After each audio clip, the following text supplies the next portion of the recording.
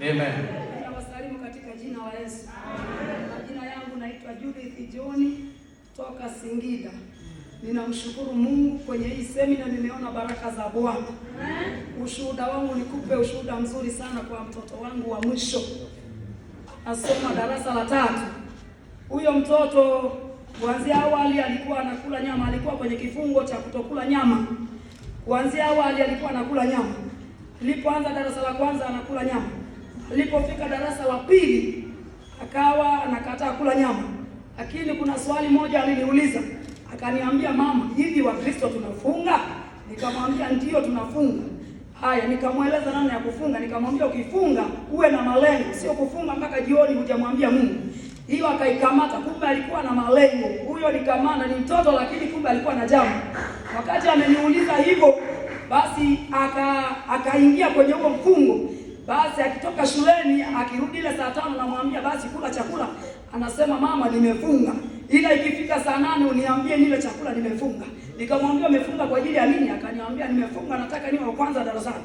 Sasa akaendelea vile. Ilipofika mwezi wa 6 akafanya mtihani akawa wa kwanza darasani.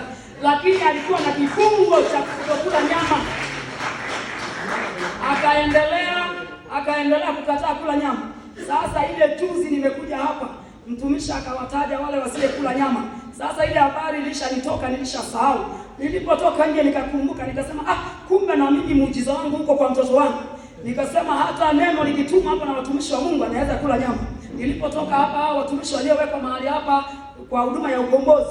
Nilipotoka nje nikamchukua mmoja wapo nikamshirikisha. Nikamwambia tuma neno kwa ajili ya mtoto wangu. Hatumii nyama ila ninamwamini Mungu atatumia ukisema neno. Basi mtumishi yule alifanya maombi. Alipofanya maombi nilimshirikisha babake akamwandaa vizuri. Basi akaongozwa maneno na mtumishi wa Mungu. Akaongozwa akasema unataka nyama? Akasema nataka. Je, ukila unafanyaje? Akasema naichukia, sitaki nyama. Ila kwa sasa hivi ukiniambia basi nitakula nyama. Basi mtumishi wa Mungu alifanya maombi. Alipofanya maombi, alipomaliza maombi, nikamwambia babake, kesho utafute nyama, upike mtoto yule ale. Basi ilipofika jioni jana, babake akanipigia simu, akasema nimeitafuta nyama, imepikwa, pendaeni mtoto amekula, hana shida. Makofi mengi kwa ajili ya Bwana. Hapa kila jambo linawezekana. Haleluya. Karibu haraka.